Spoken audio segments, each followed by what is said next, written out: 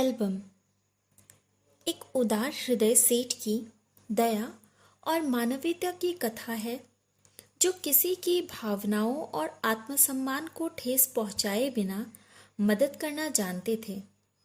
पंडित जी लाला सदानंद से लिया कर्ज चुकाना चाहते थे, पर आर्थिक तथा सामाजिक विषमताओं के कारण ऐसा नहीं कर पा रहे थे। लाला सदानंद उनकी आत्मा पर पड़े इस बोझ से उन्हें मुक्त करवाने का सफल प्रयास करते हैं, जो बाद में पंडित जी पर प्रकट हो जाता है। इस कथा में मानवीय भावनाओं की बारीकियों को सुदर्शन जी ने बड़ी खूबी से उजागर किया है।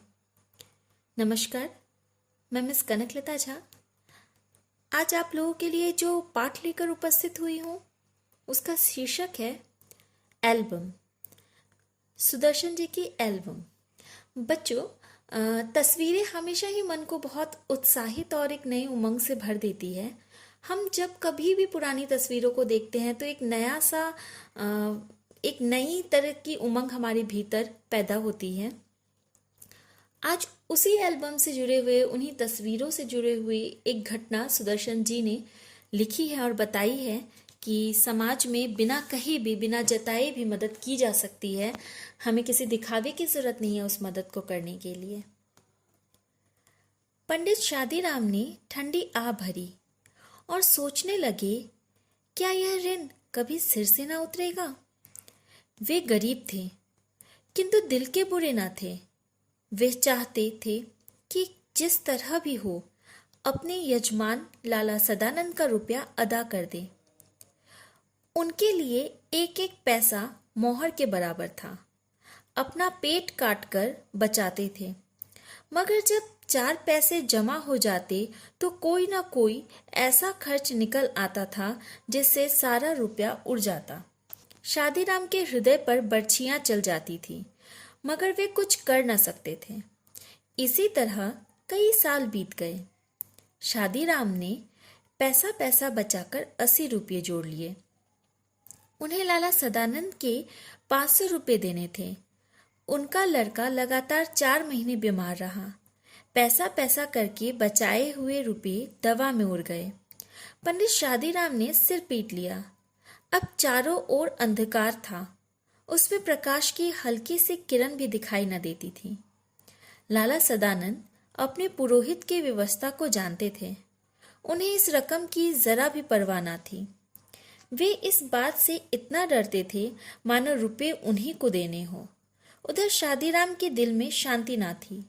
वे सोचा करते कि यह कैसे भले मानस है जो अपनी रकम के बारे में मुझसे बात तक नहीं करते।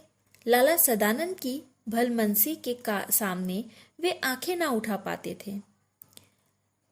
अगर हमसे कोई बार बार कहे कि अरे तुमने हमारा पैसा लिया है, तुम्हें वापस करना है, तो शायद हमारी हिम्मत थोड़ी सी बढ़ जाती और हम कहते हैं कि आज नहीं, हमें कल देना है, या हम परसों देंगे, या अभी हम नहीं दे पा रहे हैं। लेकिन अगर सामने वाला व्यक्ति आपसे कुछ कहता ही नहीं है, आप पर किसी तरह का कोई दबाव नहीं डालता, उस वक्त आपकी जिम्मेदारी कहीं और ज्यादा अधिक बढ़ जाती है। एक दिन लाला सदानंद किसी काम से पंडित शादीराम के घर आए। उनकी अलमारी में कई 100 बंगला, हिंदी, अंग्रेजी की मासिक पत्रिकाएं देखकर बोले, यह क्या है पंडित जी। पंडित शादीराम ने उत्तर दिया, पुरानी पत्रिकाएं हैं। बड़े भाई साहब को पढ़ने का शौक था, वही ये पत्रिकाएं मंगवाते थे। वे जब तक जीवित थे तो किसी को हाथ न लगाने देते थे। अब इन्हें कीड़े खा रहे हैं, कोई पूछता भी नहीं। रद्दी में क्यों नहीं बेच देते। इनमें चित्र हैं। जब कभी बच्चे रोने लगते हैं तो एक आध निकाल कर दे देता हूँ। बच्चों का दिल बहल जाता है। लाला सदानंद ने आगे बढ़कर कहा, दो जरा देखे कैसे चित्र हैं। पंडित शादीराम ने कई सुंदर और रंगीन चित्र दिखाए। लाला सदानंद कुछ देर तक उलट पलट कर देखते रहे। सहसा बोले, ये चित्रकला के बढ़िया नमूने हैं। अगर किसी शौकीन को पसंद आ जाए तो 1000-2000 रुपये बड़ी आसानी से कमा सकते हैं। पंडित शादीराम ने एक ठंडी सांस भरकर कहा, ऐसे भाग्य होते तो यूं धक्के ना खाता फिरता। क्योंकि हम क्या करते हैं ना, कई बार उम्मीदें बहुत लगा लेते हैं लेकिन ऐसा कुछ होता नहीं है। और शादीराम के साथ भी लगभग ऐसा ही हो रहा था, वे उम्मीदें लगाते थे पर ऐसा कुछ होता नहीं था, इसलिए वो बहुत उदास थे। लाला सदानंद बोले, एक काम करे क्या, जितनी अच्छी अच्छी तस्वीरें हैं सबको छांट कर अलग कर ले।